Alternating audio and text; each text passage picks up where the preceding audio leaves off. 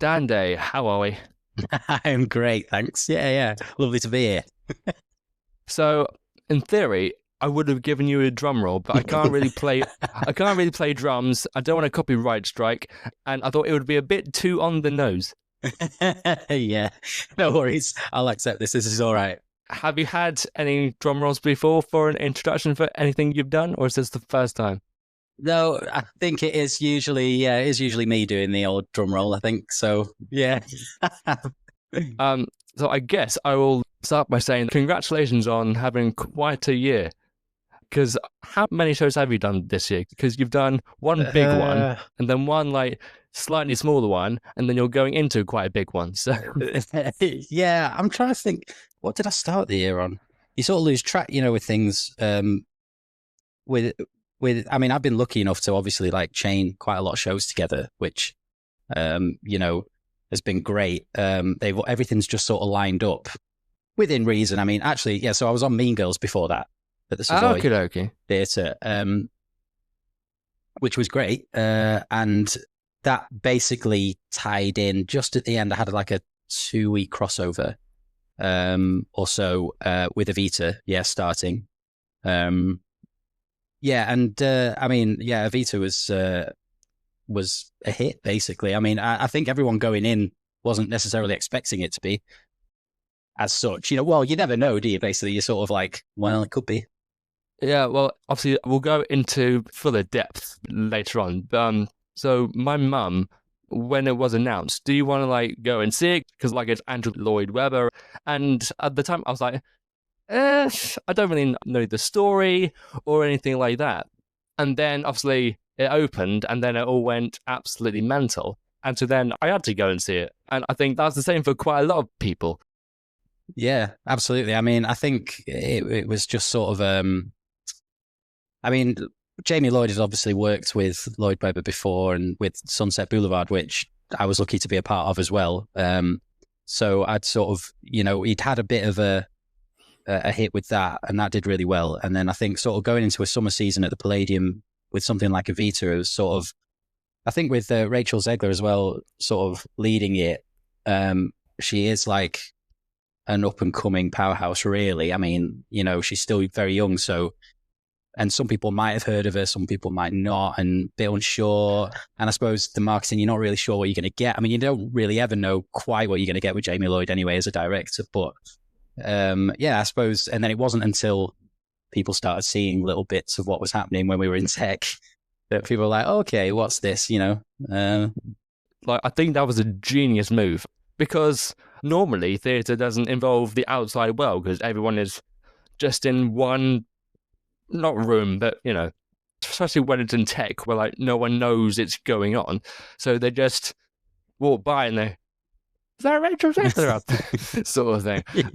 So I think that in itself was a genius move. But as I said, we will speak all about the legend that is Jamie Lloyd later on. Though funnily enough, he was born in the same hometown as me. Just No a funny way. fact. And where's that? Paul in Dorset. Oh, yeah. Though I did get that from Wikipedia, so it might be true. If you could ask him and get a confirmation, that'd be great. Yeah. Next time I see him, I'll have to make sure I ask him. Absolutely. Yeah. So you mentioned being lucky to like slot shows in, but like, do you have time to reflect on a show before like straight into tech for another one? Yeah. I mean, like I say, I think for most people, it probably, and usually I suppose it should do, you should have a bit of time in between. But like I say, I've just happened to line things up, and some I basically don't. Ones, like I say, I'll have like 2-week crossover of maybe where I'm doing the old show, but the one that I'm already is already set up. Yeah, I'm doing the shows in the evening, and I'm in rehearsals all day during the day. So you're sort of in two worlds at the same time, and it can be a lot of hard work. Obviously, it's worth doing because it's work and it's another show that you can get involved with. But I mean, there has been times when I've been able to. The dust has sort of settled, and then I've had a bit of time, and because getting into musical theatre, you usually end up depping on shows. So it takes a while for you to actually get a chair of your own. Most of the time, you sort of have to build up to that point. Earn the chair sort of thing. Yeah, but like you've got to prove that you can do it and that you're around and it's sort of, you just got to earn your stripes effectively. And so, that's how I started doing a lot of depping around town. And then when you actually, get offered something, it's great. But like, when you finish that show, you're sort of like, right, I'll get back into depping then until the next one comes along, usually. But what's happened with me, because I've changed shows together, I've never been able to get back into the depping thing. I mean, I've not depped on a show, and I'm actually like, the thought of even having to do that now, which I came very close to after Sunset Boulevard finished. And then I had like a spell at doing Lacamoire Fall. I don't know whether you ever saw that. I've heard of it. Regent's Park. Yeah, I've heard of it. Yeah, though it's one of those things you hear about stuff through social media, but like, you have no idea what it actually is or what it entails. Yeah, that was a great show, and so that sort of finished, and then it was right. Okay, I'm gonna have to find something to do, until you hope that something comes along. But so anyway, I'd just done Sunset Boulevard, and I'd had a guy come in debt for me, and he was going on to MJ, so I was like, oh, would it be all right if I come in and, maybe check that out? And he was like, yeah, it'd be great to have you in. So I got to the point where I was just about to start learning it. And then I get a phone call and it's like, do you want to come and do Mean Girls? And then I'm sort of like, well, yeah. So they have to ring, my mate back up and go, I'm really sorry, but I'm not going to be around. So, it's nice. It's nice both ways. It's nice to have a bit of a break in between jobs and you can sort of settle down a bit. And it's also nice if you can just chain those shows, one after the other as well. If you're lucky enough to get, it's great. So even though we've sort of spoken out what you do for a living, who are you and what do you do? Well, I'm Dan Day. I'm a drummer and percussionist. I studied drums and percussion. And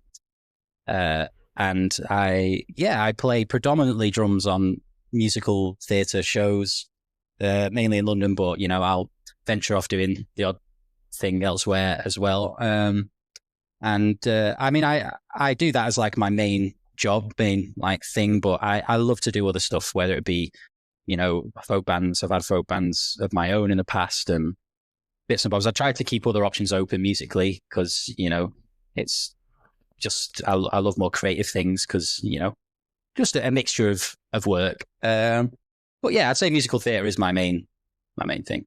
It's normally like actors on stage that get asked this question, but I thought I've got you on. I might as well. Do backstage people or band people, do you have any like backstage before a show? Do you have any things you do or backstage rituals that you do? Whether not it be as a musician yourself or as part of the band, that sort of thing? I think I definitely know people that I basically don't really. Sure. As you such. just turn up and... Yeah, it's funny. Yeah. I've never been, I probably shouldn't say this really, but I've never been one for warming up and things. Don't tell my students anything that I've said that. But, I've just never been a sort of person that'll sit and warm up or, and I think being a drummer, you have all of your gear there set up, ready to go. It's not like I'm turning up with my trombone and I'm going to sort of do the ritual of just putting it together, and putting a mouthpiece in or anything. It's sort of like I just pick up my sticks and off we go. Yeah. So I don't really do anything of that, but I see other people obviously doing things. People love to eat before a show, and have I mean, there's the trombonist on Evita. He loves his food, and it was quite an entertaining thing seeing what he'd come in with before the show every day. And he'd be very much this guy that would turn up, be still eating at beginners, and be like, right, we're doing a show, right, let's go. But, I almost don't even know how he could play when eating like that. But, that's just his thing. And he would always have some form of meal before he'd play and things. And there was a few things, I guess, with the music team on the show. So I say the music team as in the people that are there from the beginning as in like cast rehearsals and stuff. So that's like me, the musical director, the musical associates, associate directors. So you become quite a tight knit group, and they'd come and visit me in the booth, like at beginners, and like just come see how I am, and you'd have a chat and a bit of a catch up. Before then, they'd go up to the stage and we'd do the show. So there's little things like that, Or we talk football as quite. I mean, I'm into football, so I'd know the guys that we can like talk about fantasy football or something like that. But, yeah. So over the summer, you are part of an origin story with Evita. So I guess, how did you start? When did you first pick up a pair of drumsticks? I was. It sounds a bit mad, but I was 3 when I started playing the drums. I was about the same age when I started. Were you really? Guitar? Yeah, about. Great. I was 3 when I first picked a guitar up, because I have an older brother that used to play guitar. Guitar was massive. I'm like, oh, that's cool. I was 7 when I first started lessons and all that fun stuff, I guess. It's probably harder as a young kid to start playing the guitar. Whereas drums, it's sort of like as soon as you can hit something, start hitting things, you've got a bit of an easier entry into it in a way at a younger age. So that makes sense. Yeah, and it doesn't help that I'm left-handed. Do you play properly with the strings? I was taught to play right, because my guitar teacher was also left-handed but played right. It's weird, even though you're like, that wouldn't work. Yeah, you just practice and you taught it, and yeah. Yeah. Oh, it's great. Great. Your teacher was left-handed as well. I mean, was that a specific thing that you made sure of, or was it just by chance? Me, I was too young at the time to really know that it would help in the long run. And in that possible way, my parents know jack about music. I think when my guitar teacher found out I was left-handed, he was like, no, it's fine, we'll deal with it. And yeah, back to you there. Back to you. Yes, sorry, yeah. And my dad's a drummer. So he was the one who got me into it, really, in a sense of he bought me my first drum kit, and it was a great little. Even my dad can't remember what the make of it was.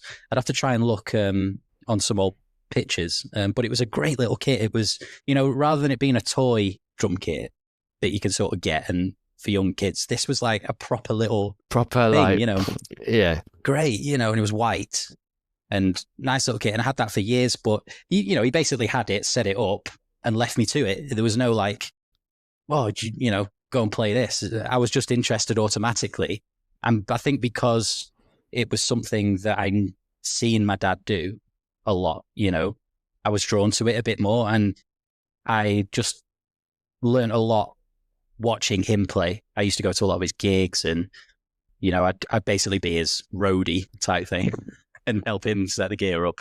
Yeah, because he was in a band, right? Yeah, well, he was in a few bands, but I suppose for a long time he was in the Steve Gibbons band, which was like a famous... that's the one I read, yeah. Well, Steve Gibbons is a sort of a famous singer-songwriter from Birmingham area, and they used to do, tours sort of all over the world, and I spent a lot of time watching him, taking a lot from what he did. And then as I got a bit older, he gave me a little bit of direction. So he'd start like writing actual bits out of me, like little drum patterns. So I'd have like a simple funk groove, and it'd be like a bossa nova, a samba and stuff. I mean, I can't actually remember me first reading stuff. I think I was that young from seeing it.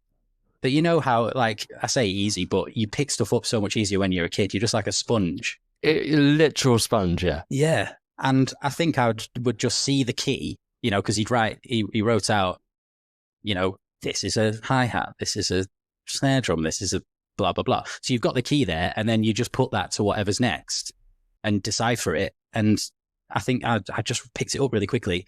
And and then he just left me with them, and I just sit in my room, either playing them out, or I used to love just playing to music.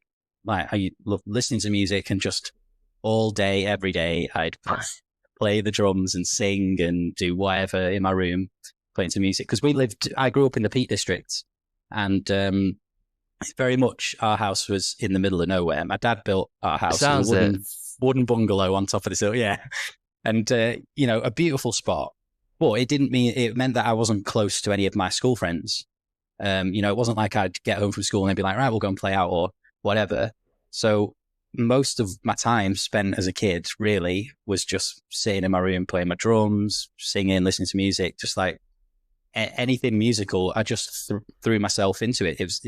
I look back at it and I think it's strange, but it wasn't at the time. And it isn't, it's nice. It's a good thing, but it's like, it was just my circumstances and I just loved doing music. So, so I sort of just got into love playing the drums, and we had a couple that lived at the bottom of our road, and my dad was in a band with him. He played guitar, and his wife actually runs a very well-known folk sort of initiative in a primary school in Stockport. And I think it's the only one in the country that exists. And it's all like folk stuff. So as young kids, you go in and you can pick either to learn the fiddle, folk fiddle, accordion, or the flute. And you learn dancing. Accordion would be really cool to learn. Yeah, I did do a bit when I was a kid, but it was the left hand I couldn't do. Right hand was like a piano, so I was all right. Yeah, but the buttons, and because they're really close together, right? I think they go up in like, this is going to show my ignorance now, really, but like fourths or fifths or whatever. It goes like in a round of fourths or fifths, up and down. So rather than just like a piano keyboard up and down, it's do, do, do, do, do, do, do, do, do, do. And then some of the rows have like major chords, some are minor chords. So you've got like chordal ones. I mean, whole nother world. But anyway, you could pick these up at school, in this primary school, which is incredible, which, as it turns out, I sort of met my partner from there. So we've known each other since I was like 6 from that group. But I got asked to play sort of drums with them. But it was the lady who ran that group that suggested to my parents that I'd look at going to Cheetham School of Music in Manchester as a place. And of course, my parents had never heard of it. But like, I think Dan would be really good for that. So we went and checked it out. But at the time you had to, well, I imagine you still do, you have to play 2 instruments to get in there, like to audition. So I only played drums, so it was sort of like, what am I going to do? But I sang in a choir. Okay. We basically said, could I come and sing? Sing as your second. That's genius. I like that. But however, they don't teach. So I would have been starting for secondary school age, so 11, and they don't teach those year groups for the lads. They wait until your voice has changed, and then has broken when you're about 13, 14ish. Exactly. Yeah. Before then, you can be at the school, but you'd be a chorister, which you do all the cathedral stuff. Yeah. And that would be your main instrument. And then you'd do like maybe an instrument on the side. Whereas I didn't, I wanted to do drums. So they let me anyway. They let me audition on voice, which I did. I sang and I played the drums. And anyway, they were like, yeah, we'll take him on. But my second instrument would become the piano when I start. So I'd be starting from beginner as my second instrument on piano. So that's what I did. And then I just basically then got to learn all of the orchestral percussion stuff there, or like Latin percussion. And I was just exposed to a whole new world of music that, I'd never had before. It was incredible being there. And I was there for 7 years or so, because I did sixth form there as well. So I was there a long time, and just incredible. I mean, it's not had the best press over the past, let's say, 30 years in certain aspects, but for me, it was just, I would not be here doing what I'm doing now if it wasn't for that place, and I had a great time there, and brilliant, some great teachers there, and and then that was sort of a pathway then to go into music college, and and then I ended up down at the Royal College of Music in London, again on an orchestral percussion course, but they teach a bit of drums there. So I basically went there, and it was heavily orchestral percussion, but it was a big thing being down in London and sort of starting all that sort of stuff. And funnily enough, I've literally just started teaching there to like cover some of the teaching hours for the drum kit teacher, Ralph Salmons, that teaches there, who was my teacher. There's a bit of full circle. Full circle moment. Absolutely, yeah. Makes me feel old, though, being asked to go back there. Like to teach. I'm suddenly like, oh, actually, I'm pretty old now. I'm not a student anymore. It must be like a backhanded compliment where they're like, he's good enough to teach here, but he's also old enough to teach here as well. Exactly. Yeah. Yeah. And funny thing. And it's a bit strange being back. It's great. It's brilliant. The students are great, but yeah, it's a weird thing being back there and actually teaching. But yeah, anyway, I digress. So I ended up doing the Royal College of Music thing, and it was through Ralph Salmons, my teacher, who suddenly, I didn't know anything about musical theatre or like West End stuff. Well, when you're like, I want to do this, was it a case of I like playing drums, or were you like, no, I want to play in musical theatre, or did that just happen completely by accident? Yeah, it was sort of, I wouldn't say completely by accident, but it was very much, like I say, I went down to London, didn't even know it was really a thing to do as a full-time job as such. Like it was, and a lot of the music that I think of as musical theatre is the more classic for drums, which didn't really interest me. I was like, really, I'm probably going to go down. I want to do stuff in the studio, record stuff, or a session musicians sort of thing. Or play in a band, or try and get on a tour, or all something. The fun stuff. All the fun stuff. Yeah, the rock and roll. So that, I think I always just had that in my head as that would just be the way. And then while I was at the Royal College of Music, my teacher, Ralph Salmons, at the time was depping on Legally Blonde, which was on at the Savoy. And he... Oh, you've been at the Savoy a lot. Well, when I ended up working back there, that was a real weird full circle moment, because I was suddenly like, wow, this is where it all started, really, like for me. But I'll never forget that. Going in there, it was a whole new world to me, no pun intended there. And went and sat down next to him. And Ralph is such a lovely bloke, and, he's so enthusiastic about things. And, I'll never forget it. I sat there and he's chatting along to me. I can't remember what he was saying, but, telling me about this and that. And then he suddenly was like, right, hang on. He put his headphones on and it was like, 1, 2, 3, 4. And he just like kicked off, and it starts with this massive drum fill, like the opening. And then he was off. And I was just like blown away, because I just didn't know that musical theatre had that sort of music in it, the pop stuff. There's such a variety of music now. It was just like, oh, actually, I wouldn't mind playing this stuff. Like, this is, and it's a cool environment. It's like you're in the studio, but you're not, because everyone's on ears, and you're like, you're in a processed sound environment, and it's, very clinical, and it's all there. And the band sounded great. And I came out of there and was like, oh, maybe that'd be something to look into. And so I just had it there in my mind of like, well, I'll just see what's going on with that, And as it happened, there was a guy I went to school with who was in the year above me at Chet's, called Dave Elliott. And he is a percussionist and a drummer. And at the time, he was drumming on Charlie and the Chocolate Factory at Drury Lane, I think is where it was. I think that was the third show I ever saw in London. Oh, was it? Yeah, I did see it. I was young back then, in the nicest possible way. Yeah, because that was like, how many years ago? Going to be... Nearly a decade? Around... Yeah, because it will have been about 2014, probably. Oh, yeah. Was it somewhere around there? I was in year 10 at that point. Yeah, so that would make sense. And anyway, he was, always really great to me for trying to offer me things. And I just remember him being like, oh, do you want to dep, on Charlie? I might be getting this a little bit in the wrong order, because I think maybe I might have, because obviously my first job was on for Dirty Dancing on the tour. And I think that might have actually landed first, and that was 2015. but that show will have been going on. Charlie will have already been on. And that was Ralph that got me an audition for it, effectively. And I've got quite a good story actually going into that. This is why I got you on, for stuff like this. Before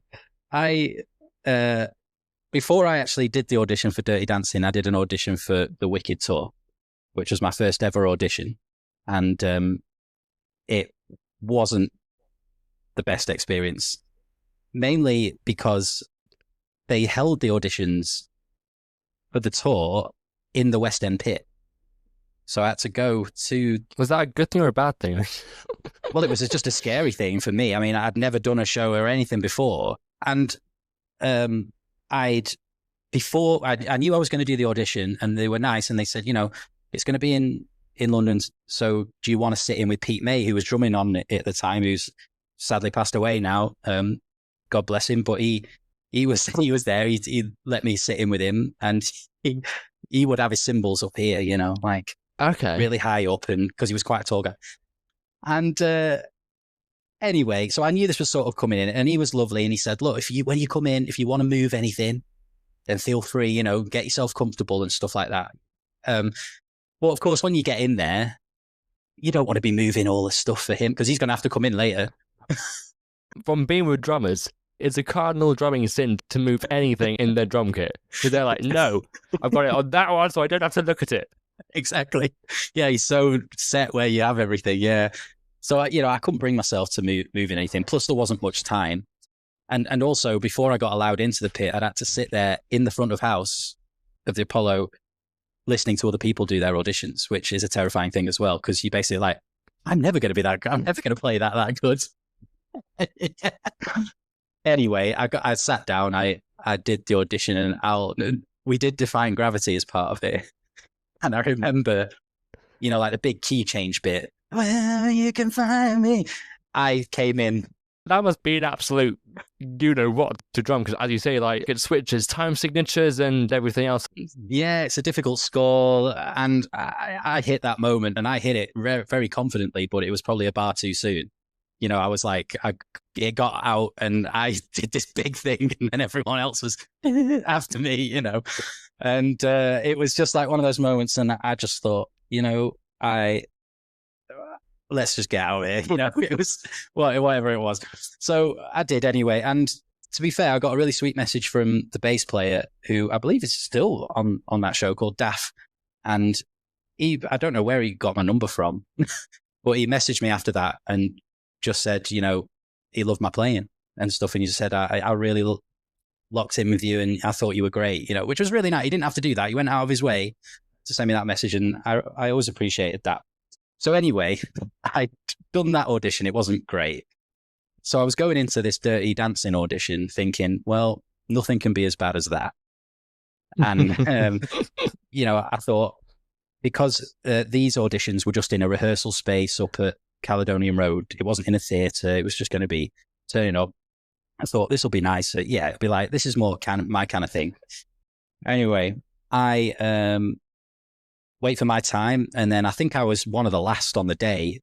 So the guys that were in the audition have told me, and they'd had a day of not great stuff, and they were, basically scraping the barrel now with me coming in, and they're sort of thinking, God, we hope we're going to get someone good soon, because I think they'd done maybe a couple of days worth, and they were nearing the end, and they're like, we need someone to start, because the tour was already on, so they were needing someone to take over from the old drummer. And anyway, I waltzed in, to start, and you got to set up everything where you want it, because that chair was great. It had like bits of Latin percussion in it, timbales and all this stuff, all the Cuban dancing bits, cowbell and that sort of thing. Yeah, all the cowbells and the woodblocks and the most important bit of cowbell. Yeah. And so I'm there, just setting stuff up, and as I'm setting up, they, the MD wanted to ask me a few questions, just while he's like, is it all right if we ask you? I'm like, yeah. So setting it up, and one of the questions he just asked me, he just went, so Dan, what other shows have you been doing? And I just went, oh, nothing. Just like, All the time. Yeah. And apparently, because I'm just there setting up, they all like looked at each other thinking, oh no, we got another one. What? And that is so typical me. There was no sort of thought process of like, well, maybe say you've been doing some Amjam things, you've been maybe even mention the Wicked audition, maybe say that or something. But I was so taking it literally, which is the sort of northerner coming out in me, really. It's just been like, well, because I haven't done any shows, so I was just like, oh, nothing. I've got nothing on my CV, I'm afraid. So there, thinking, God, who've we got here? And anyway, I sat down and played the stuff, and I think my nerves were just fine. I wasn't mega nervous about it. I think because the Wicked audition set me up. Yeah, you fuck up in one of the biggest shows in London, that's as low as it can go. Yeah. So it was just like, let's just do it. Do this and see how it goes. You've got nothing to lose. You've got nothing to lose. Absolutely, and it was great, and they really loved my playing. And what I liked about it as well, because for that we weren't in the pit like we were in London doing the audition. It was, you can't really see anyone. You're just sort of looking at the MD down a monitor, and it's just in your box. Whereas this, being just in a rehearsal room, and I come from like, obviously not musical theatre stuff. So I come from that interactive play music with people, and you're going to be looking at them and being like, yeah, you're part of a band sort of thing.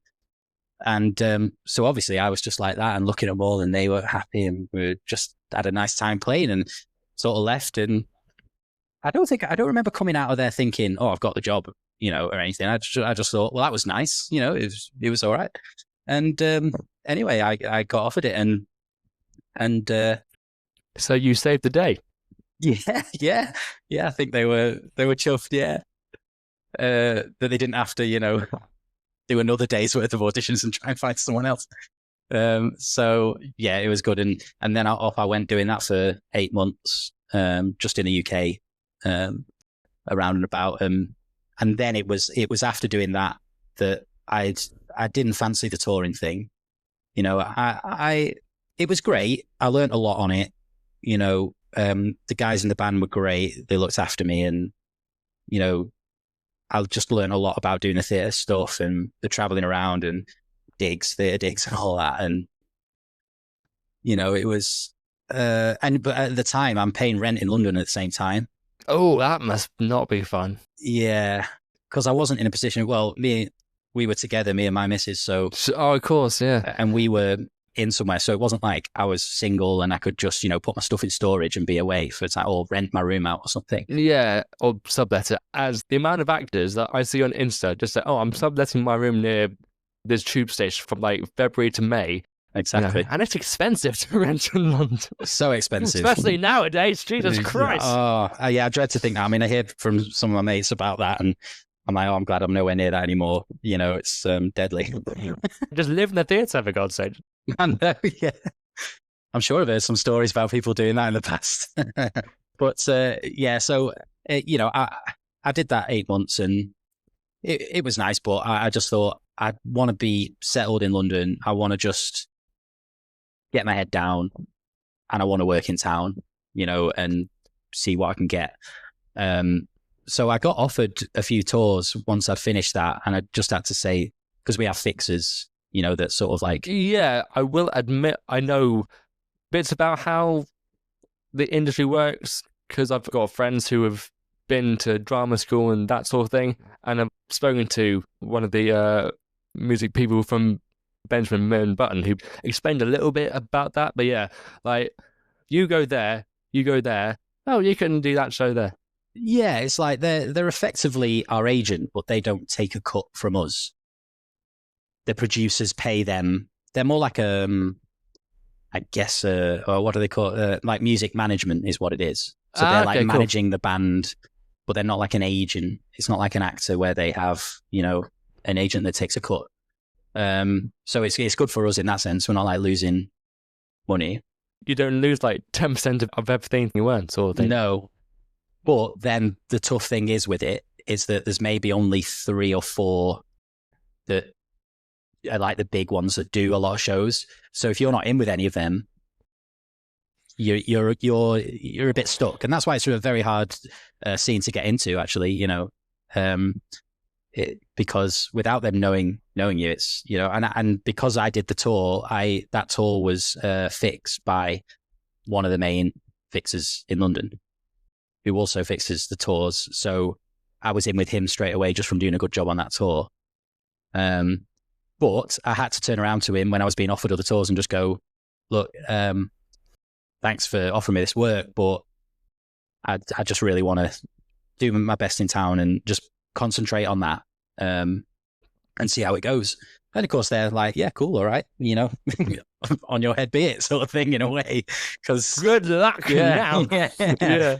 So anyway, and that's where Dave Elliott comes into it on Charlie and the Chocolate Factory. He hears that I'm around town, and he gives me my first opportunity to go in on there. And yeah, I loved that. I did a decent job, and it's amazing in the scene, like how word gets about, you know, like people just, you know, people have messaged me knowing that I'm doing shows before I do.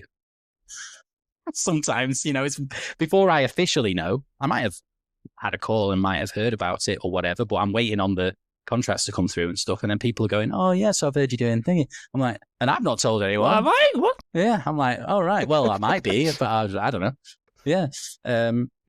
So, you know, it's incredible. So as soon as you do like a good job somewhere, and especially I've noticed this more now that I've been around the scene a lot more, is that there aren't tons of young drummers coming through that are like around that I can now use now that I'm like at this level, that I can start bringing in, like I was, you know, given the opportunities with. So it's you know, when I was coming through at that time, people wanted someone to come in so that they could use, people want good depths, you know, reliable depths, people, so they can take time off work, you know. So it just really worked at that time. And my name got passed around and ended up depping for Tim Goodyear, who is now on Hercules. At the time, he was on... Oh, that's cool. Yeah, he was on Aladdin at the time.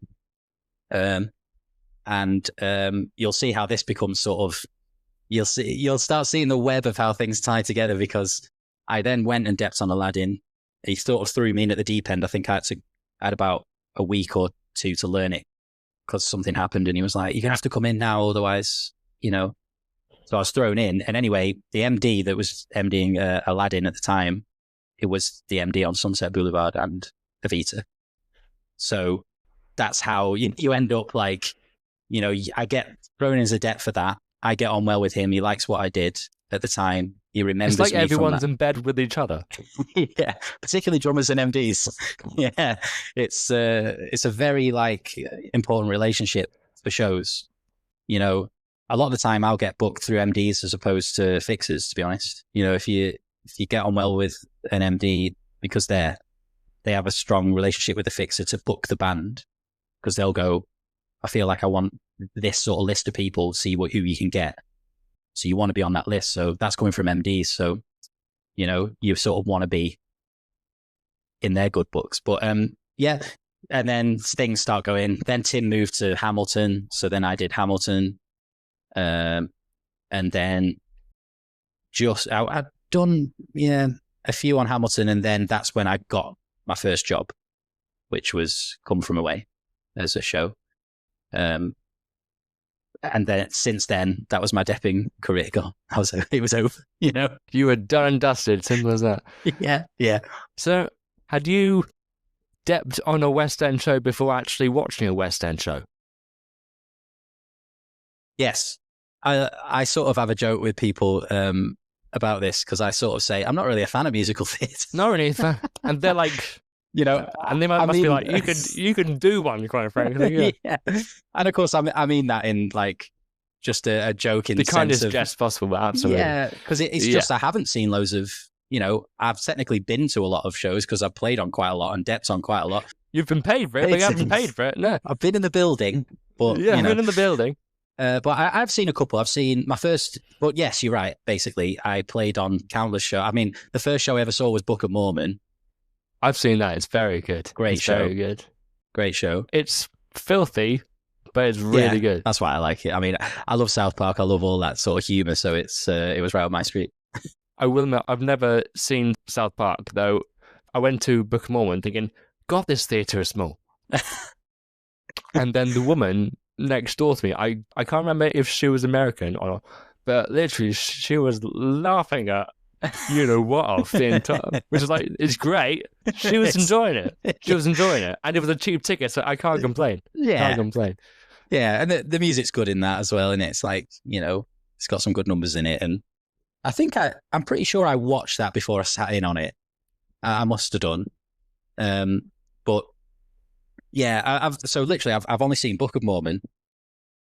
I mean, Warhorse isn't a musical in the same sense. I mean, it is. I suppose it's got music in it, and it's not like a razzle dazzle musical, is it? No, yeah. Yeah, and that was amazing. I took my mum to that because she's had horses a lot of her life and she loves them, and thought, I'll take her to that as a birthday present. So I went to that, and then I went and watched Amelie with my missus because she really loves the film. That was amazing. That was great. Okay. Yeah, I loved that. A former boss of mine, she named her daughter, or she nearly, I think she nearly named her daughter Amelie because of the show.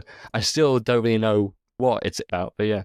I mean, I think you sort of come away with a little bit like that as well. It's quite a surreal. Like, what have I just watched? But then again, a lot of people say the same thing about Evita, to be completely honest. Yeah, they're like, what the Lord have I just watched? In the best possible way. Yeah, I can imagine that. I will admit, I do have a list of the shows you have done as a deputy of West End and West End. Not all of them, I promise, because we'll be here till tomorrow morning in the nicest possible way. Right, so you've bet on Charlie and the Chocolate Factory. You mentioned Hamilton. Please say you met the creative team on that, like Lin-Manuel and Alex and all that stuff. Now, just say you have. Just say you have. I didn't. But, I mean, so Alex, or I call him Lack, everyone calls him Lack with his second name. He definitely, because at the time, it was really early on, I was one of the first deps in there, and I think they just won an Olivier or something. And I was depping, and he was in there, but I sort of heard rumblings that he was around, and I was thinking, oh, bloody hell, because it was one of my first shows, really. You know, I'd only done a couple. And he comes down with the Olivier in the the interval or something, and then I'm really stressed. Then I'm thinking, oh bloody hell, he is actually here. So that was my first actual seeing him through the window, and then of course I've worked with him quite a lot now because he was then part of the team for Evan Hansen, which you were probably going to list very soon after, which I also did see just before the pandemic. Yeah, because unfortunately, we got shafted a little bit with that, but yeah. Gone anyway. So I saw Hamilton last year, and now I thought, tick it off the list, great. I will admit, but I didn't get bored. But obviously the set doesn't change, costumes don't change. It was a great show to say that I've been and seen it, but it wasn't like, oh my god, this is amazing. Though obviously the soundtrack is a work of art, as everyone knows. It's an absolute work of art. Yeah, that's a sung through show. Yes. Do you prefer shows where literally you're just playing the entire time, especially with a show like Hamilton where there's a literal beat every single time it's a rap? Or do you prefer shows where talk, sing, talk, sing, that sort of thing? Yeah, I think my preference, and it's funny because it's actually not really to do with the fact that there's gaps as such, because you sort of look at it at base level and you go, well, is it better to I'd rather keep playing because I'd rather be doing something than just sat waiting for my next bit. But at the same time, I think I prefer playing songs than I do that sort of through written thing. Like Come From Away was very through written. Hamilton obviously is. Evita was. Sunset Boulevard was, the Lloyd Webber thing. He sort of does a lot of that. So, but my favorite show to do was Dear Evan Hansen because it was songs, and the way those songs are written is very much like a song. So you've not got And I walked down the street and I saw the thing. And then like a few words of dialogue and then write a few more lines. And it's like, these are our scenes. Now you have a song and it's like a pop song. And then we finish that great song and then scene. Waving through a window is very much like that. They sing the song and then it just stops and then goes dialogue within. And yeah, the dialogue bits in those songs are very few and far between. That's why it makes such a good album. Oh yeah, for me. Like I remember putting on that soundtrack because again, typical me, I'm not a musical theatre person. So people started talking about this show, Dear Evan Hansen, and they're going to be auditioning for it. And I was like, what's that show? What is it? And I'd heard like little murmurings, but it wasn't like I then thought, oh, I'm going to look it up. And especially considering Dear Evan Hansen, it came out after a certain film that the music people had just done. So it was a case of, I think the film came out and then... You mean in the film for Dear Evan Hansen, you mean? No, a certain film starring Hugh Jackman. Ah, okay, yeah, that. Because I think that film with the same writers came out.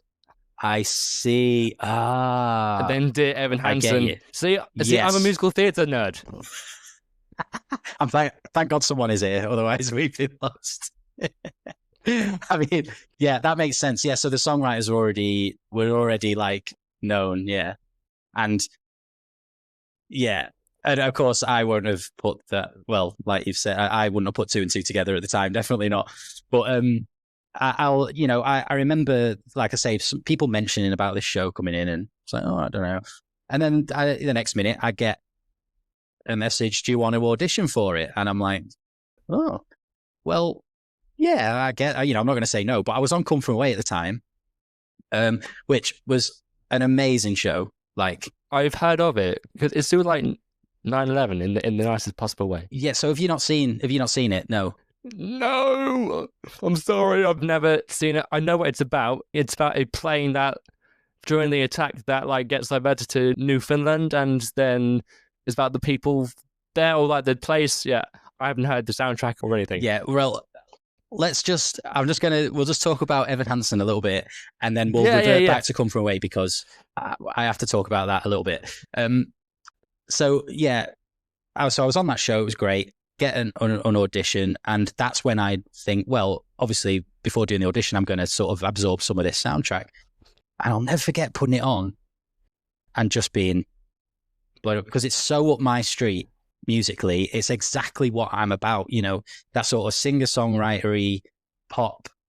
You can get stuck in at bits. It's sort of like proper songwriting, almost Nashville-esque production values and things. There's like writing's brilliant in it, and I just thought I had it on loop in my car. It was the easiest thing to learn for me because I just wanted to listen to it all the time. I just thought this is going to be great. So, but then the trouble is I'm then invested. I'm thinking I really want this job now.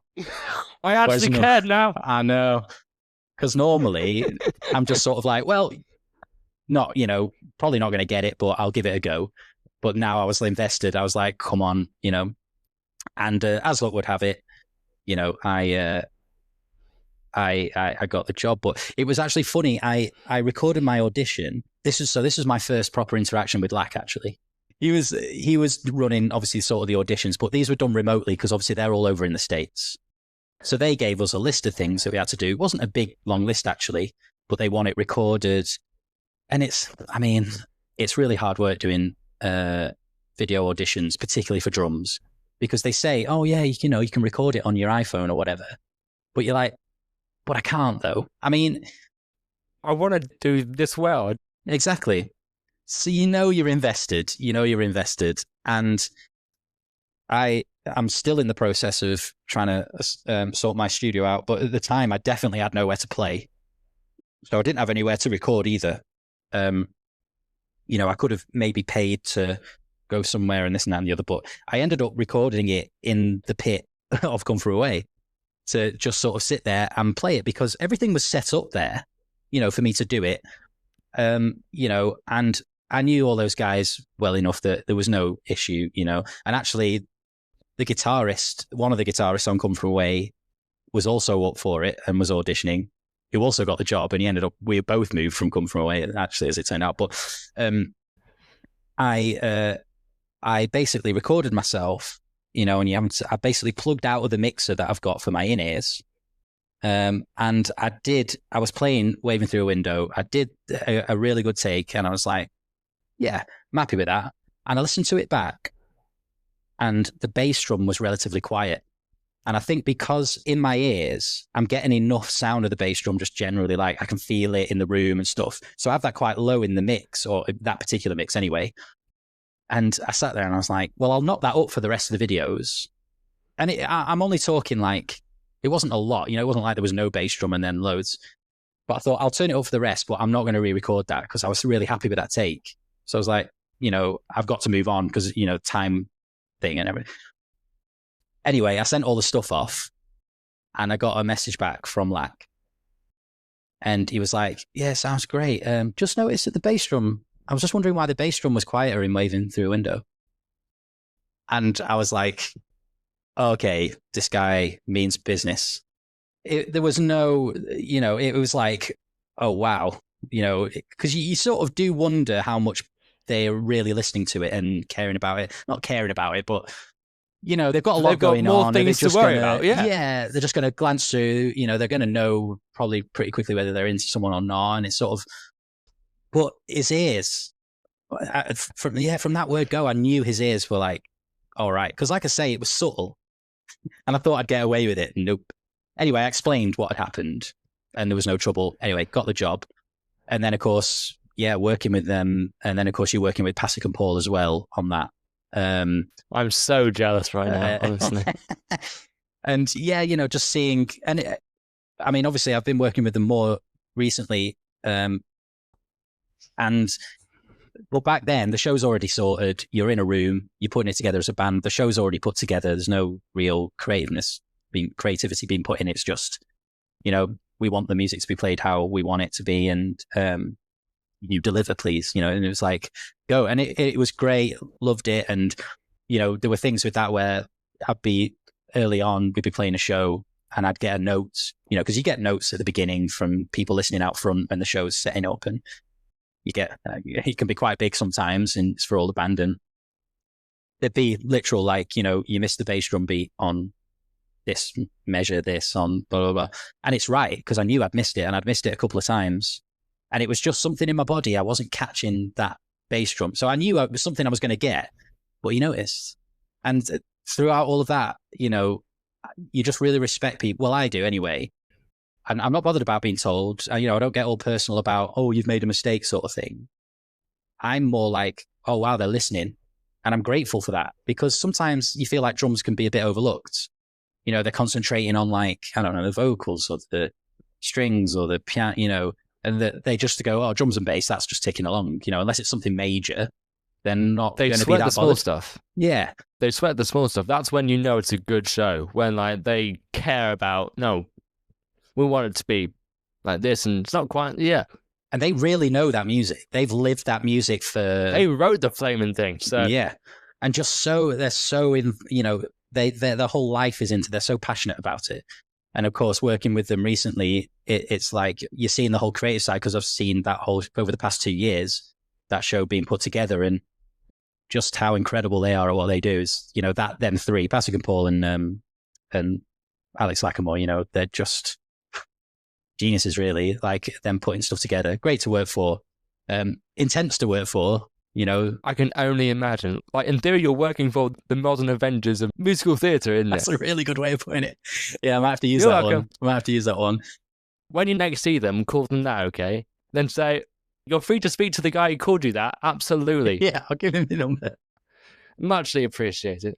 Yeah, you're right. They're but it's just, you know, they're so intense with everything that they do, and it's like, we want it to be this. We can hear what we want, and we're so passionate about, right, let's get it there. And we're in a rehearsal room, and they'll be wanting it to sound like the record, you know.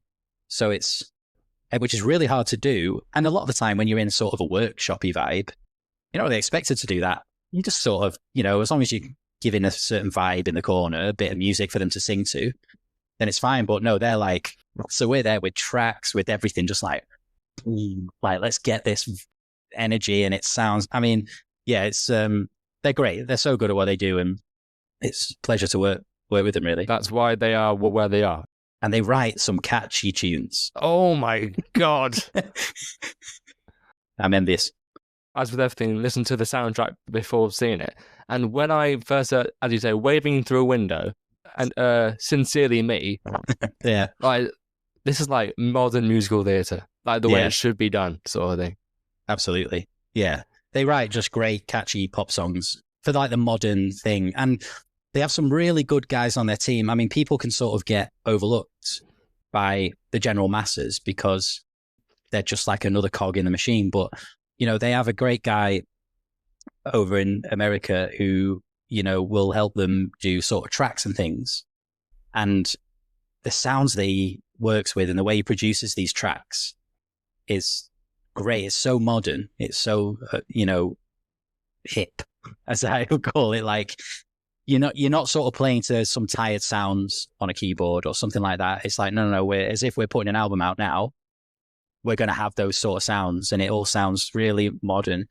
So, you know, they have all these guys in with them that help, you know, a part of the team and to create this special thing at the end of it. So, yeah, they're great. And yeah, I probably bored you enough with Evan Hansen, probably, but please just rant to me about Come From Away. Go for it. It was, yeah, that was, well, for a start, it was my first ever chair. So it was special to me for that reason. So you've earned it. Yeah, it was great. And the band was half Irish musicians. Ah, okay. So it was this coming together of people that, I don't want to say don't do musical theatre because it's almost like doing them a disservice. I mean, some of them, you know, toured Riverdance for God knows how many years, you know, all over the States and everything. So, you know, it's not far off. I mean, if anything, it's, you know, bigger and, you know, much more extravagant than any of the theatre stuff in town. But, you know, they're like hardened professionals that have been doing it for years and touring. That was like the whistle player and the bowron player. And then we had a fiddle player called Evita, who she's got to be one of the best violinists, particularly in a field which is like the crossover between Irish folk and like classical violin. She's just like, she's like killer. So you basically got like those guys, and then you had me and like the other guitarist from Evan Hansen, and then and the guitarist, you know, sort of all thrown together. And then we had a bass player who hadn't done really any musical theatre, and he was like a session guy, Joey, who again has sadly passed away now as well, very good friend of ours, and he was thrown in the mix as well. So we had this like combination of just interesting characters, you know, that were all, it wasn't the standard musical theatre from the word go musically, and it was just great. It was just brilliant. The American / Canadian team were great. And yeah, you're right. The show was about 9/11, but it was about the grounding of all the aircraft. Yeah. But there were, I think it's 38 planes that got grounded in Gander in Newfoundland, in this tiny place. And it's just the story of them, you know, the community taking them in, looking after them for, I can't remember how many days it was now before they were able to actually get them sent home, you know. But the way that story's put to stage is really clever, you know, really well written musically. And it's sort of like you're doing film music. So you got all this underscore and it's sort of ticking along, and then there's songs and they tell the story through the song. And then, you know, just the staging was really clever. They had like a big revolve, and they would set the sets themselves with chairs, and there was no the props. They just sort of, and quite a few of the actors were playing numerous characters, so they changed by just putting a different coat on or a hat, and then, you know, their accent had changed, and then they'd be passenger on a plane rather than you know, it was just really, really, really good. The lighting was great, the sound was great. It was just a great production. And also a bit of a novelty with it is that you're actually the people in the show, the actors were playing actual characters from real life, so Oh, that's cool. the story is a real story taken down from people that lived it. So then they'd all come over, for the opening of the show, and you're meeting the actual people, Wow. and they're telling you the story firsthand about, I was doing that and doing it. And yeah, it was just incredible. And we opened the show for 3 months in Dublin first, in their national theatre there, the Abbey Theatre. And that's the first time I'd ever been to Dublin. So, hit the Guinness hard there big time. So that was great. Yeah. And just a great production to be a part of. Yeah. I was sad to leave, actually, even though I was going to something that I knew I'd enjoy. I was sad to, leave. And I think it might have even closed after Evan Hansen did. I think Evan Hansen might have even shut before I did, or they were very close. It was like, because Evan Hansen just didn't survive after COVID, really. COVID just hit it at the worst time. Yeah, because I saw it, I think, mid to late of February 2020. Because being a fan, bear in mind, obviously, at the time, there were inklings that something was happening, but no one really believed. So basically, I was like, I'm getting tickets to this early. Yeah, so how long were you on Come From Away for? About a year. That's a decent stint. Yeah, it was great. I mean, it definitely seemed longer to me. I think because, not in a horrible way, I think it was just because we'd had the Dublin bit first. Yeah. Which is included in that year, but I think it just made it feel longer. But yeah, weirdly, it was actually only a year that I was on it before moving to, Evan Hansen. And then Evan Hansen was open technically for 18 months. No, sorry, it was open for 3 years, but it was closed for 18 months worth of that. Yeah. To be honest, we mentioned the C word before, and it crapped on musical theatre like a turd. I guess, how was it for you? At the start of it, I was having a great time. At the start, I was like, this is brilliant because I can have a bit of time off, and I was at home, and that summer was really nice summer. We had a great summer. Oh, it was wonderful weather, wasn't it? Yeah. We were allowed out. Yeah. We got to know our neighbours really well. We were out bloody drinking with them like every day. And I didn't do any teaching at the time, so that was it. And anyway, you got through that first period, and it was like the honeymoon period, and then they were like, I want to do something now, please. I was bored, and then we were coming into winter, and I don't do great in winter anyway. No one does. No one does. Like now it's dark by 5. Yeah. No, grim. It's not fun. Not for me. Not fun. So I was just thinking, I can't be stuck indoors for the whole of this winter. I've got to do something. And I'm quite an outdoorsy person, quite practical and stuff. And I just thought, what could I do locally? At first I did the classic, like looking to see if I could do delivery driving or whatever. Anyway, I couldn't make that work. But I love dogs. Okay. And I thought, makes two of us. Yeah, good. And I thought, I'm going to look and see if there was any dog walking stuff around. And I just happened to look on, is it Indeed? Is that a job thing? Or am I making that up? I mean, there are other jobs. It's only because you haven't had a real job in 10 years, okay? Exactly. My whole Doesn't life, mean, actually. Like, you can say, what's Indeed? I don't know what Indeed is. Like, what? I mean, that's the mad thing, is that up until this point, I'd always done music. Before I went to music college, I never had to do the sort of working in a bar or waiting on or stacking shelves, because I was out playing with my folk band, and we were playing at folk festivals, and you'd get like, I don't know, you'd maybe get 80 quid and you'd spend 30 of that on some beers while you're out there. But then you'd have the rest in your pocket, and you'd be like, great, I don't need a job. I'm happy doing that, So I'd managed to get through life just always doing music, and that had paid my way, with that, so I was lucky in that sense. But so this was you the lucky first bastard. time. You lucky bastard. Until COVID, then that was what killed me. So anyway, I looked on there, and there just happened to be, because I live up in Bedfordshire now, so we'd moved out by COVID. Thank God we'd moved out of London, so we had a bit of a bigger place. We had a not a garden as such, but like an outdoor bit that we could go to. So that was nice. This one popped up about 20-minute drive away. And it was basically one of these where you go, they're a company, you have a van, you drive around, you pick up like 20 odd dogs, and then you go back to their like fenced in land and you just let them free and have to monitor them for like an hour or so. So they don't go missing or die, basically. Yeah. But it's like having a field full of toddlers. That's the only way I can describe it. So they're just, I mean, some of them are just crazy. Yeah, that don't answer back. Even better. Well, some of them did. Yeah. Yeah. But so I did that for a good stint. In fact, I'd gone back working on Dear Evan Hansen, and I was still doing the dog walking job at the same time. Double duty. Because I enjoyed it, and I don't know, there was something about grafting. It was minimum wage.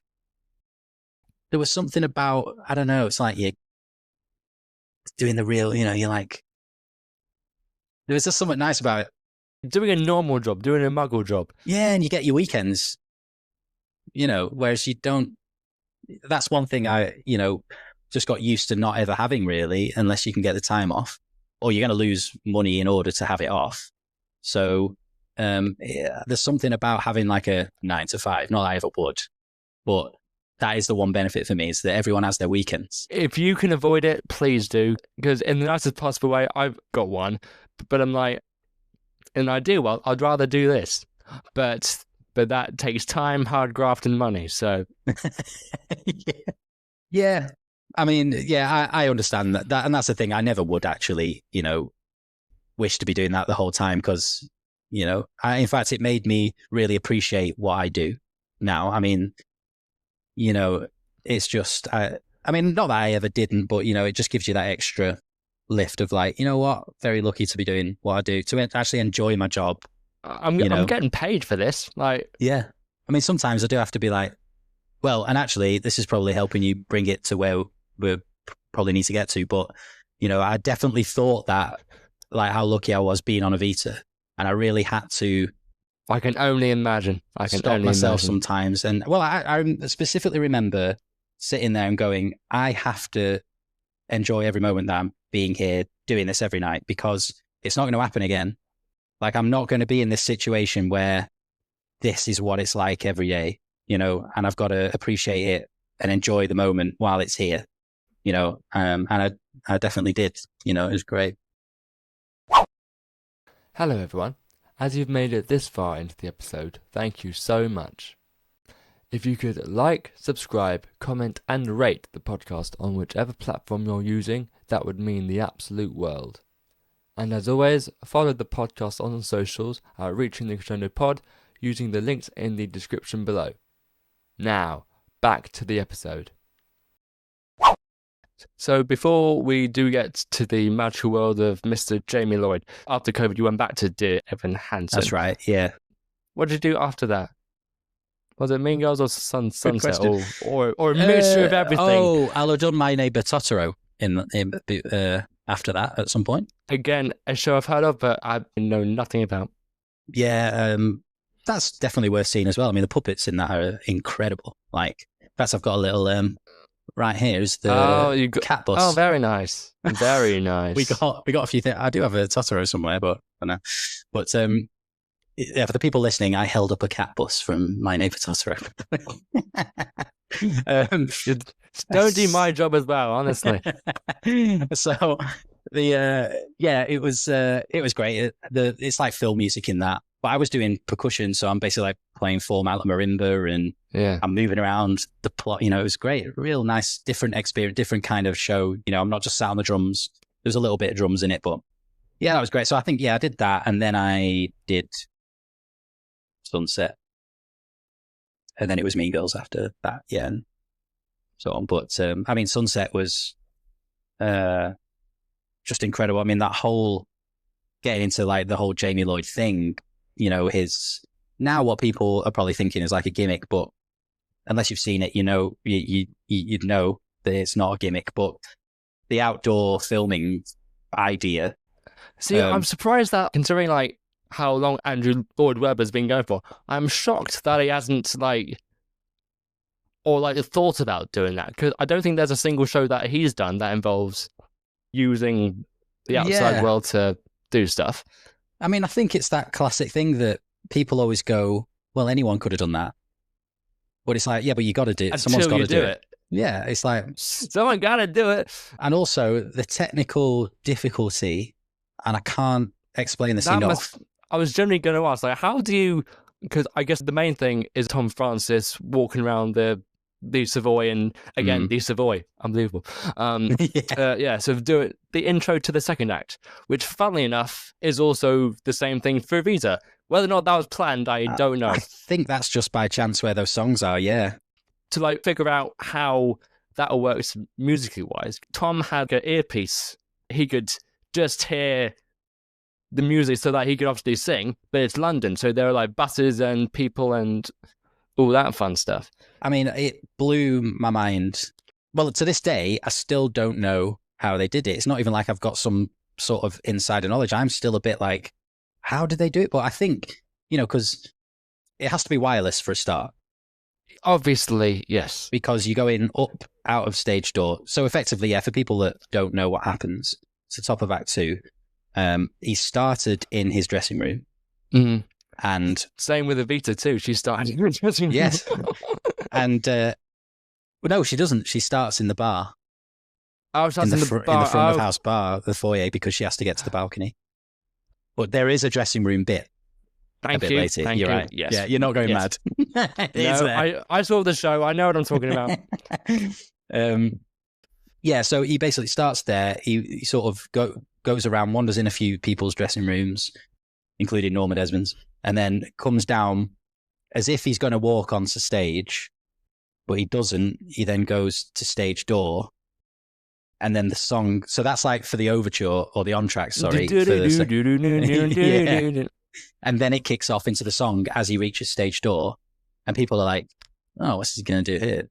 And then he starts the song, stood at stage door, and then, he walks out, and then you go up past the coal hole pub that's on the corner, onto the Strand, walking down the Strand, singing the song with various stops on the way. Boulevard, Sunset Boulevard. Yeah, whatever. Yeah. And then into front of house, down the stairs, where everyone... And then that's when people are realizing, oh, that's where we just were before. And he's going to come... And then they all start looking at the door, because they're like, we know where he's going to come in. And there he comes to finish, perfectly timed, to finish the last bit of the song, center stage, smashed it, And so, yeah. And effectively, if you think about all the things that are going on for that. I mean, I don't know whether everyone thinks this when they go and watch the show. They probably don't, just the general punter. But if you really put it down to right, what's going on here to make this happen? Well, you've got, obviously, Tom Francis singing this song. Yes. So he's going to have to hear the music in his ear. So he's got a wireless pack to hear that. And it has to be in sync as well, so he can sing in time and everything else. That's the biggest thing at the end, yeah. But he's getting his voice picked up with a microphone that's going into the wireless pack. Yeah. For that. Then, or to whatever that is being put into. Then you've got the camera, which is also running on wireless in some way. And the quality of those cameras is epic. And the massive screen they had at the back was just So it's a lot of info that's been sent somehow wirelessly, even when they're out on the Strand. And the Savoy Theatre you've got a whole block of shops before the auditorium, and it's set really low down there, almost towards the river. So there's a lot of brick and stuff for that to go through.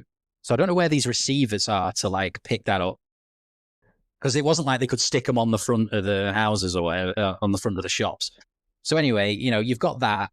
Then all of that stuff is being fed into the theatre, right? All that audio and video. Then in real time, the audience are hearing. I mean, it was very well set that we weren't super live, but they're hearing the band live in the theatre as well as them being pumped at them. Yeah. And then, like you said, all of that has to be synced up. So there's no latency whatsoever, no lag on any bit of that. It's just mind-blowing to me. I'm like, how And we did it every day. Well, every night, every matinee. When it was raining, he had an umbrella, you know. And I remember coming out of that show a few times and hearing people just talking about it. Well, not believing it was live. Yeah, well, you get that with everything, don't you? They just were like, no. And I had to stop someone once. No, it is live. Thank you very much. Yeah. Well, what annoyed me is that he was talking to his mate. They were like these two older guys, and he was saying to his mate that he knew where the edit was, and he saw where the edit was, and it was when he came through the doors at the end.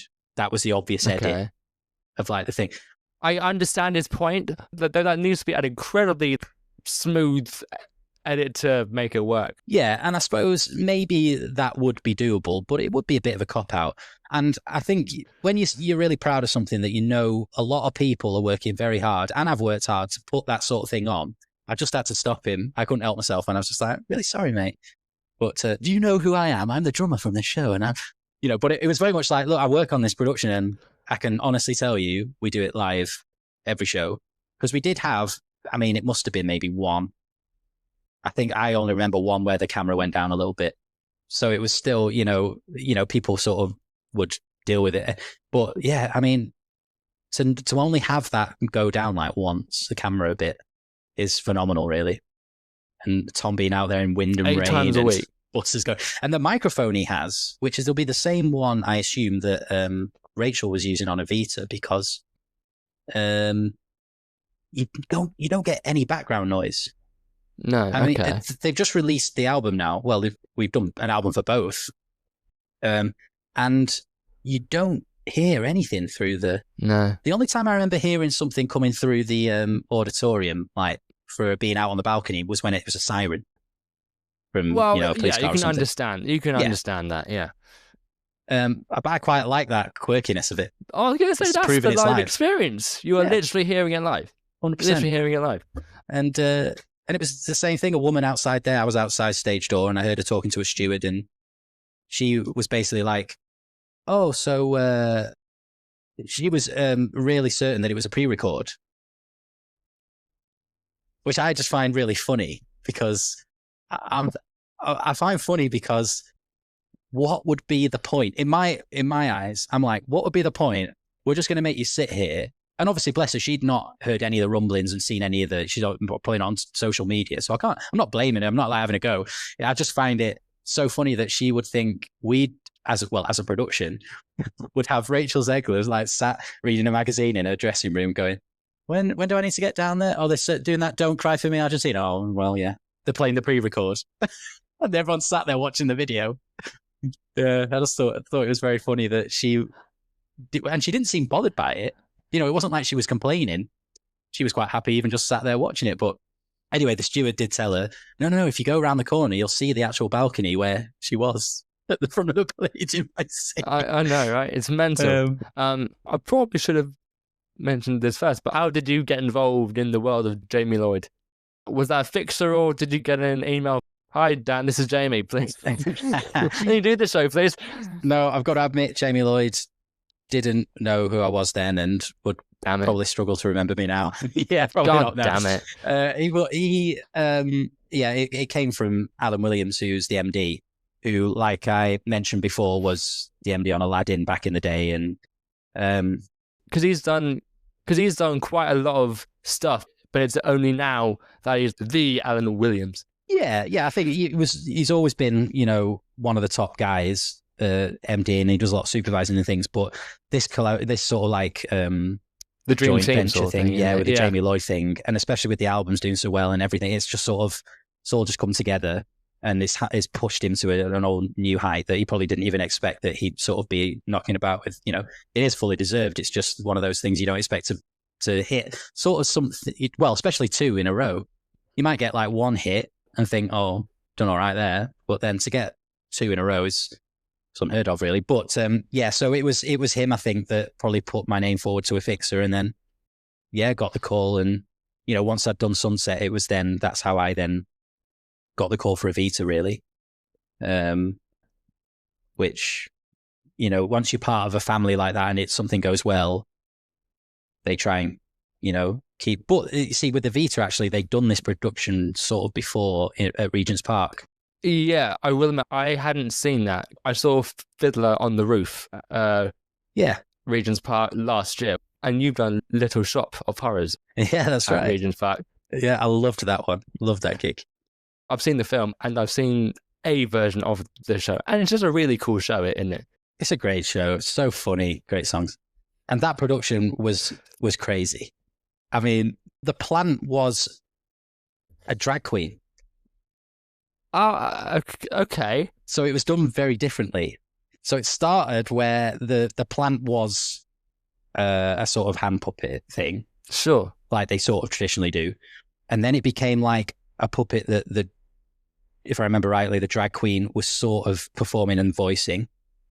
And then she did like a massive entrance at some point, and I'm trying to think when that would be. But and I can't even remember what sort of costume it was. But so basically she was like, there wasn't a sort of puppet, a big puppet like they normally have, animatronic thing or whatever. It was just her coming out in like an extravagant costume. And you just had to get drawn into the fact that she was the plant. But it really works. It really, really works. I'll have to try and find, because I'm sure it's on YouTube somewhere, is the bows from that production, because the costumes were obscene, like very innuendo-ish looking costumes and all this stuff. It was brilliant. And then they were throwing beach balls out into the crowd, because you're in that outdoor auditorium type amphitheater thing, and that's all happening, and it was like the band was rocking, and it was all like they were all in the audience, like some of the cast and everything. It was like so funny. It was a great production. Yeah. So yes, but Evita did work there. Yeah, it had a production there. From my experience of Evita, so I've been to the Palladium once. That was to see The Wizard of Oz back in late 2000s, early 2010s. And I've seen a lot of theatre, but I've never seen a theatre so full in my life. I've never seen a theatre so full in my life. And bear in mind, this was a Wednesday evening. It wasn't even like a Saturday matinee or a Saturday evening. Though I do remember that one of the guys that was sat behind me, during the interval, he just said to his friend, "This is the campest thing I've ever seen." They need to get that on a poster or something, I think. That tagline. Yeah, I mean, it was... Because people have said it's like musical theatre meet Coachella. Yeah. With like the rock thing and the youngest cast you've ever seen. Swear to God. Well, yeah, I mean, those dancers just... Oh my God. The energy. Jesus Christ. I mean, it was putting us all to shame, really, like what they had to do every show and the energy they put in. I think you could only be that young and do it. And so on steps, yeah. It's not even a stage. It was steps. Granted, they were quite decent, chunky steps, but steps nonetheless. I'm like, you don't want to trip on that because it's a hard landing. And luckily, we didn't have anyone have any accidents or anything, incredibly. So they all did amazingly well. So well, like their training and everything, But the Coachella reference thing is such a great thing to be sort of compared with, because that is what sort of they were going for. They never said that specifically, but I remember musically we were wanting, because we did quite a lot of new musical arrangements for orchestrations. Because again, I didn't know the story. I hadn't listened to the soundtrack. I didn't know what to expect. But sometimes you want to go into a show with no preconceived ideas and just... Yeah. They can be sometimes the best ones, yeah, without a doubt. Oh, absolutely. Have you heard of a show called Blood Brothers? Yeah. So my sister was doing that for her GCSEs. I knew nothing about it. This was a touring production. I genuinely remember leaving that auditorium with chills down my spine. That's great. And in Evita, the biggest standing ovation I've ever seen in my life. Yeah. Though you must know that already.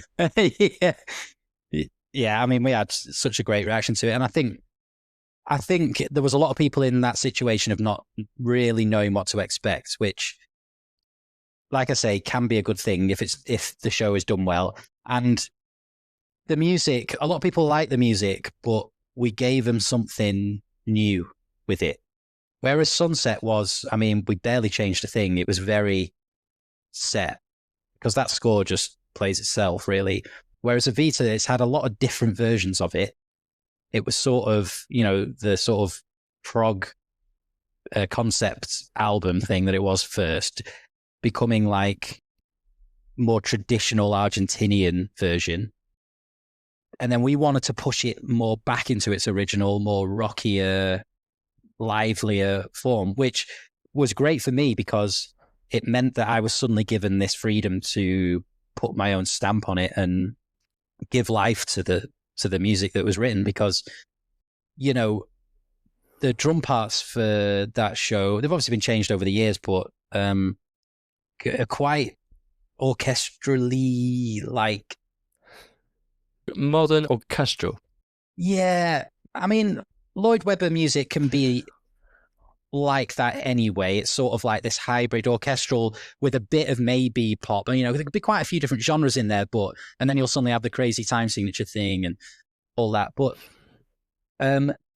so you sort of look at the parts and it's very much like, well, I'm not going to play exactly what's written because That'd be either boring. wouldn't sound, or it wouldn't sound right to me or whatever.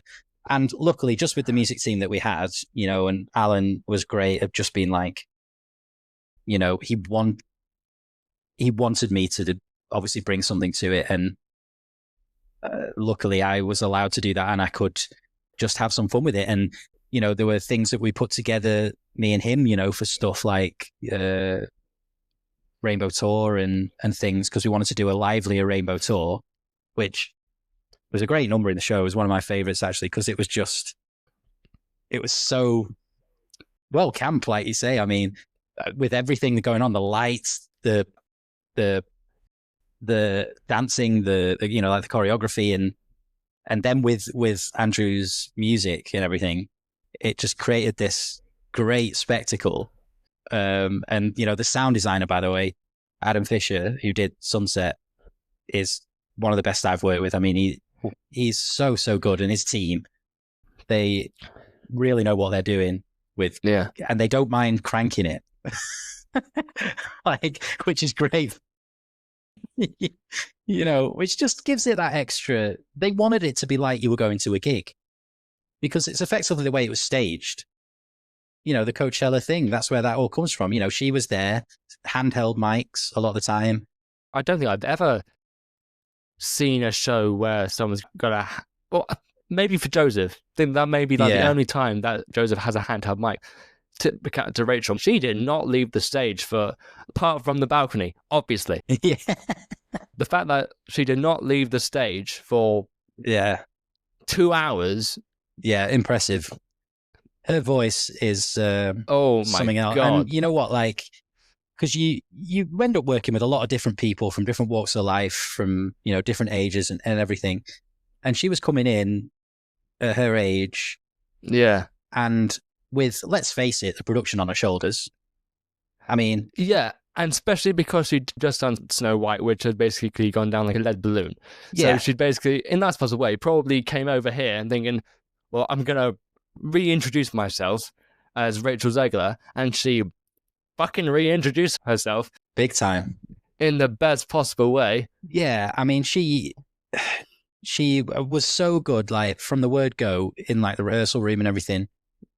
But I remember actually on my first day, she walked straight up to me on my first day, because I think they'd done a week. I think I came in the second week, and she spotted me straight away, came over, introduced herself, shook my hand, and there was none of this sort of like never saying a word to people, and she was there fully committed. And you've seen the choreography, so you know how like mental that was, and how long that must have taken to like drill into everyone and get learning. And she's in the middle of a lot of that, right? She joins in with little bits and bobs. So in the rehearsal room, she would be there, not bothered about having to stand there for God knows how long while they were like, can you just go over to number 8? Right. No, you don't look right. So you got to make sure you're going to be there. And she's just, she never came in any day being like, God, this is, and that ran through the whole production. I think she barely missed a show. She was off for the ones that she was scheduled to be off for. and I think one half of another show. Bless her. I think actually for that, yeah, she did well to just fight through that first half and then. But it's incredible how she, you know, she really knows how to use a voice. She's seriously knows what she's doing there, you know, and I think that just says it all. The fact that, like, say, she didn't need to go off really. She, you know, just smashed through every show, and that's a big old sing. Like, say, she's on pretty much every scene. I'm back. And she as well. Every start of the show, she starts at the back. They did like a big, you know, curtain drop, and she's there like. So she would start where the band were. Yeah. Not me, because I was down substage in a booth. Speaking of that, so the girlfriend of, I think, the person who played Juan, the big guy, James, yes, his girlfriend did a quick backstage thing. Oh, generally, this stupid camera. Anyway. You're going to say something really intense. What are you going to say? Well, I saw your drum cage as they were going by. I know what you're talking about. Yeah. So I did see you in action. Yes. Yes. I'm going to go back slightly, so it's not stupid. So she would start obviously before every show, and they'd be up there, and she'd, without fail, she'd come up and be like, "Have a great show, guys." She'd be speaking to anyone. If we had deps in, which obviously we did quite a lot, she'd go and speak to them. She'd introduce herself to them. She wouldn't, you know, she'd spot that there'd be someone different on. She was so with it and so cared about it. You know, it wasn't just sort of like in her own world and being like, you know, this is me, I'm Rachel Zegler and I need to be that, you know. She was just like part of the cast, you know, and she was just great. Like, don't have a bad word to say about her. So good. And, you know, yeah, just a pleasure to work for. And I basically had a bit of a holiday on that. And we went away for like 5 days or something just to go away because it was over summer. And, you know, I'd been doing all the rehearsals and then you do all the tech and then you do the run and was loving it. But I went away and I came back and I thought, oh my God, she sounds so good. Because you just get so used to hearing her sing it. As great as and fantastic as she was, it does just become second nature because you're just hearing her do it every day. But having that little break off of like 5 days and I came back, I was just like, God, if anything, she sounds better than when I left. And like I say, I remember just sitting there before a show. I think it was definitely after I got back from that holiday. And I just thought, look, we've got like maybe 2.5 weeks left or something. This ain't going to come around again. I'm going to really just sit here and enjoy the rest of this run because it'll be over before you know it. Yeah, it always is. We won't be all this team here again doing this. So just enjoy it. And I did. And I was just, mega grateful that I got to be a part of it. And I'm really happy that it's sort of, they've both Sunset and Evita have been recorded as albums because I've not been on any album before, like a musical theatre. So they're like my first two. And what a first two to have been involved in, you know, just really nice to have something at the end of it, you know, because you do these shows and they can be brilliant and then they're gone. And you only have like the memory or like the odd person in the bows, he does a video of the bows or whatever. But to have something, it's like, there it is. It's got your name on it. You're like, yeah, that was a moment in time. They'll be there forever, you know. It's just a really nice thought. And, you know, in our line of work of like going into musical theatre and stuff, when a show comes back, you reference old productions. You'll go on Spotify or whatever and go, oh, what was that soundtrack? You know, just to hear what the drummer. And there's a nice feeling of like, oh, people will hopefully be doing that next time Evita comes around. The next drummer might listen to my version as a reference. And you feel like, and because I was so highly like adding stuff creatively to that drum part, I sort of made it my own. If he takes or she takes bits for that later down the road, that's a really nice feeling to think like you've given something to that. You've given life to that production, you know. You've given your bit to that, yeah. Yeah. And that's what music's about. I mean, you know, we all sit listening to people and sort of copying people and taking, you know, using people as our influences and, you know, to be thought of that someone might do that back for me is great. So yeah, brilliant to be a part of, definitely. I will quickly just mention that you've just done 13 going on 30, right? Yes. Yeah, just a little stint. Yeah. Yeah. Was that quite a juxtaposition to go from Evita, which is very like rocky and that sort of thing, to like a poppy, happy-go-lucky, camera's back, wonderful. Yeah, massively. And I saw one of the viral TikToks that went incredibly viral, like 13 million hits viral. Like that song is an earworm.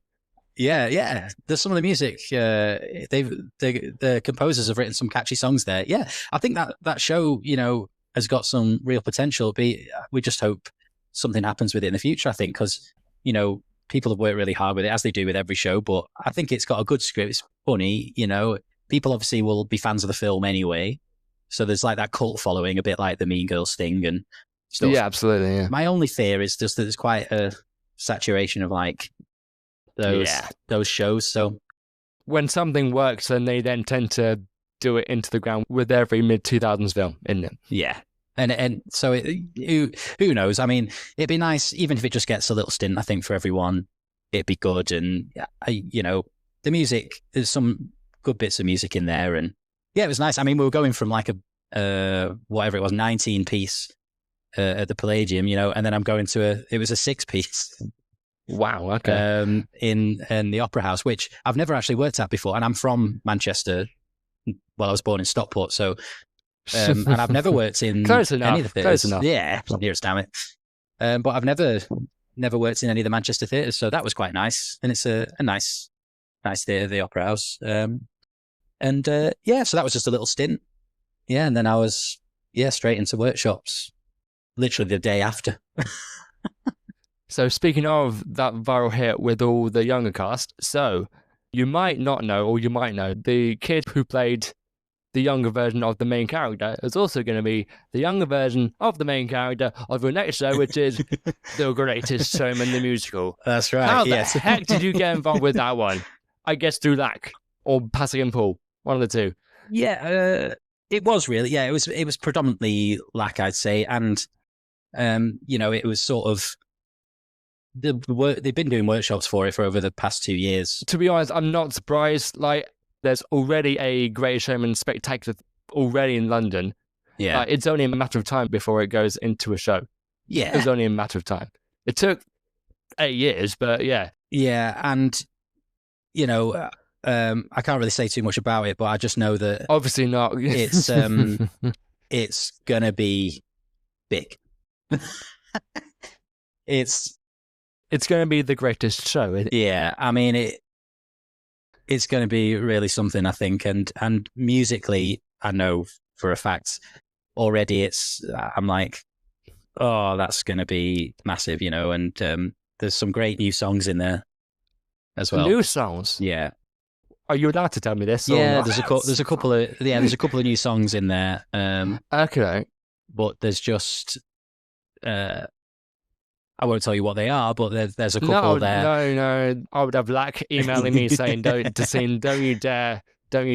But just to fill it out a bit, I think. But it's they're great, obviously, and mixed with the old hits. It's going to be. We call them old hits now. It was 2017. But that's true. Yeah, it's the old version. Like the movie came out literally the year that I left school. And bearing in mind, yes, that was 8 years ago. See, now I'm making you feel old. I know. By calling it that.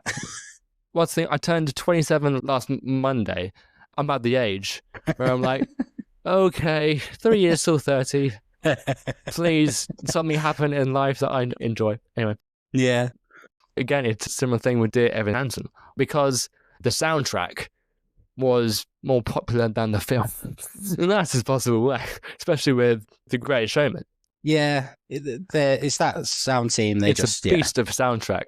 Yeah, that whole music team that, like we were saying before, they make it into. It's a thing that's already an album. Yeah, first. It's like a different way that some musicals work, but I like the way they do it from a music standpoint because it means that you've got it there, and they've ironed out everything by that point. So by the time you come to, I mean, obviously we've been workshopping it, but by the time the show goes out, it will be Next May, right? That it premieres in it's around Bristol? there. Bristol, yeah. Around that time? It's around that time. Of all places, Bristol. Yeah, I think it's just the size of the theatre, I assume, because they need a big old stage. Like a massive stage for the circus. I can understand that, yeah. I assume that's why it's there, and depending on when other theatres are available and if they need a particular size, I think that'll probably be why. And I think they need a lot of time to tech it, obviously. So it all depends on how long you can have a theatre for, and there's just a lot of logistics that go into these things. So, but Bristol, yeah, it's a nice city though. It's got a great music scene actually, Bristol. Does it? Okay. Yeah, I think quite a sort of. I remember we always used to do folk gigs there. They got quite a nice folk scene, which you struggle to get in a lot of places in the UK. So yeah, it's a good place for music, and we'll just see how that goes next year, I guess. Yeah, and to work with Patrick and Paul and Alex Lacamoire in one show, that must be quite a pinch-me moment as well. Yeah, I think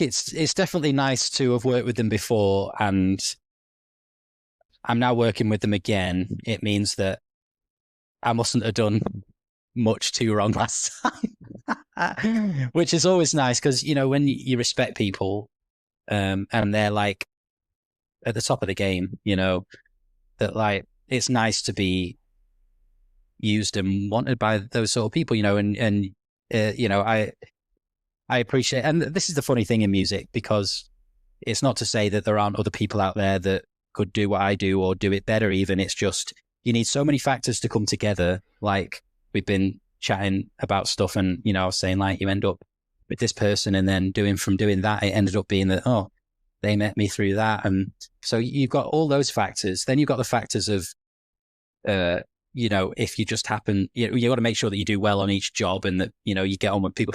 You need to be able to get on with people. You need all these things to line up, for this one particular job, maybe. And you got to just hope that those things just keep lining up and things keep happening, and you keep getting asked back. So quickly, because as far as I'm aware, I've got 4 minutes to kick it off recording. We've been going for 2 hours. That's why. Wow, that's gone quick. I know. Tell me about it. The title of this is called Reaching the Crescendo. Now, obviously, everyone's got a different crescendo of where they want to end up in like personal life or career. With you, is there like a particular show you want to do that you haven't done? A particular place where you want to get to in career or that sort of thing quickly? Yeah, I'd love to, like I was talking about setting up my studio and things, I'd love to just get back into, I say back into it, just into doing stuff in the studio, recording, I love songs. I love, writing songs. I love the creating songs, just putting drums on songs and things. Just want to get into that. I love the Nashville thing. I'm very into country music and stuff. So yeah, I'd just love to be able to do some more recording in the studio. That'd be like, and then I'm not just reliant on musical theatre. Just a few more avenues to go down, and I love the process in the studio and everything like that. So that'd be my next, like, that's what I want to get to, working in the studio. That is probably the perfect time to wrap this up on the recording side.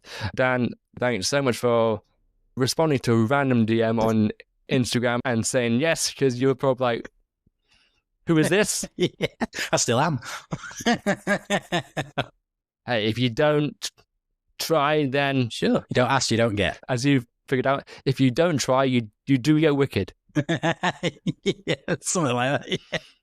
Yeah. No, it's been a pleasure. Thanks so much for asking me to come on. I've enjoyed it.